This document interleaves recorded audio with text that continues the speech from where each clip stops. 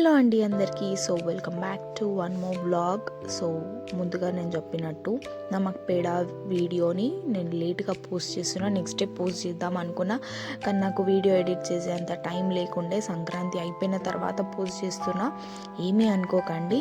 So ఎంతమందికి నమక్ పేడాలు తెలుసు, ఎంతమందికి నమక్ పేడాలు అంటే ఇష్టమో కమెంట్ చేసి చెప్పండి. సో ఇక్కడ మేము చాలా ఈజీ ప్రాసెస్లో చేస్తున్నాము. కొంచెం హెల్తీ, కొంచెం నాన్ హెల్తీ వర్షన్. ముందుగా చెప్తున్నా, ఇది డీప్ ఫ్రై చేసే తినాలి. సో చాలా బాగుంటుంది. ఇది స్నాక్ ఐటమ్గా ఈవినింగ్ టైం తినవచ్చు, కావాలి అంటే చాయ్లో కూడా వేసుకొని తినవచ్చు. చాలా యమ్మీగా ఉంటుంది. సో ప్రాసెస్లోకి వెళ్ళిపోదామా. సో 1/2 kg మైదా, 1/2 kg ఆశీర్వాద్ తీసుకున్నాము, లైక్ చపాతీ పిండి. దాంట్లో 2 tablespoons ఆఫ్ వామ్ వేసినాము, డైజెషన్ బాగా అవుతుందని. కొద్దిగంత సాల్ట్, అంటే మరీ చప్పగా ఉండకూడదు కదా, సో కొద్దిగంత సాల్ట్ వేసుకొని డాల్డా, మేము ఇక్కడ డాల్డా వాడినాము. మీరు కావాలి అంటే నెయ్యి వాడుకోవచ్చు. డాల్డా ఎందుకు వేసినామంటే అది క్రిస్పీనెస్ని ఇస్తుంది, ఇంకొకటి తినేటప్పుడు యమ్మీగా ఉంటుందన్నమాట, చాలా బాగుంటుంది. దాన్ని డాల్డాని కొద్దిగా వేడి చేసి బాగా వేసి కలపాలన్నమాట. అది కలిపిన తర్వాత పట్టుకుంటే ముద్దలా అవ్వాలి, పొడి పిండి పట్టుకుంటే ముద్దలా అవ్వాలి, వీడియోలో చూపిస్తున్నట్టుగా. అలా అయితే మనకి పిండి అనేది పర్ఫెక్ట్గా అయ్యిందని అర్థం అన్నమాట. సో కొద్ది కొద్దిగా వాటర్ యాడ్ చేసుకుంటూ బాగా మెత్తగా మిక్స్ చేసుకోవాలన్నమాట. మీకు ఎంత కుదిరితే అంత మెత్తగా సాఫ్ట్గా మిక్స్ చేసుకొని కలుపుకొని పెట్టుకోండి. లాస్ట్లో మేము మళ్ళీ డాల్డా వేసాము. ఇక్కడ మేము డాల్డా ప్లేస్లో మీరు కావాలి అంటే నెయ్యి యాడ్ చేసుకోవచ్చు, ముందుగా చెప్పినట్టు.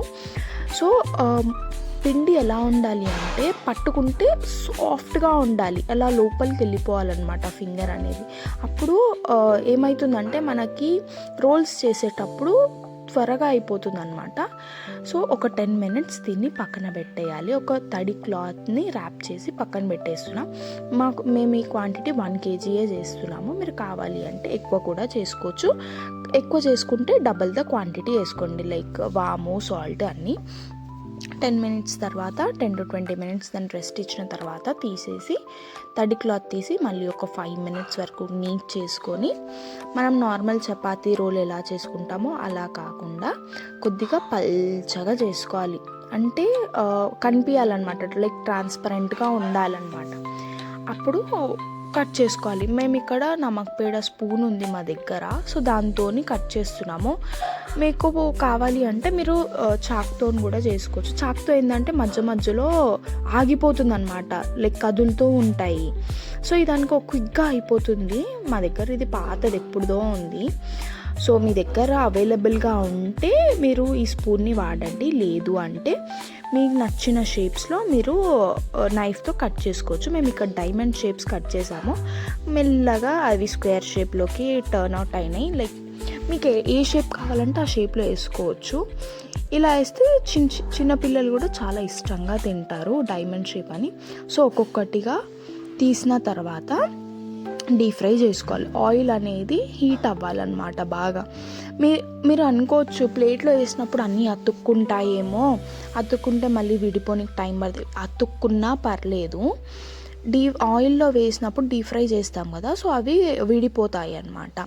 సో ఒకదాని మీద ఒకటి ఏమీ అతుక్కోవు, అవి సపరేట్ అవుతాయి. ఇలా గోల్డెన్ బ్రౌన్ కలర్లోకి వచ్చిన తర్వాత సపరేట్గా తీసి పెట్టుకోవాలి. మేము ఇక్కడ టిష్యూ క్లాత్ వేసినాం, ఏమన్నా ఎక్స్ట్రా ఆయిల్ ఉంటే అది పోతుంది. సో చూస్తున్నారు కదా, అసలు ఎంత క్రంచీగా, ఎంత యమ్మీగా వచ్చినాయి అంటే అంత యమ్మీగా వచ్చినాయి. క్రిస్పీనెస్ అనేది చాలా అంటే చాలా బాగా వచ్చింది.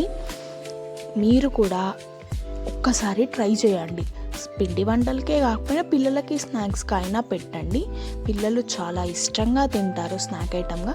ఇది పెద్ద ప్రాసెస్ కూడా ఏమి ఉండదు. సో చాలా అంటే చాలా ఈజీగా, సింపుల్గా చేసుకోవచ్చు. Please do like, share and subscribe.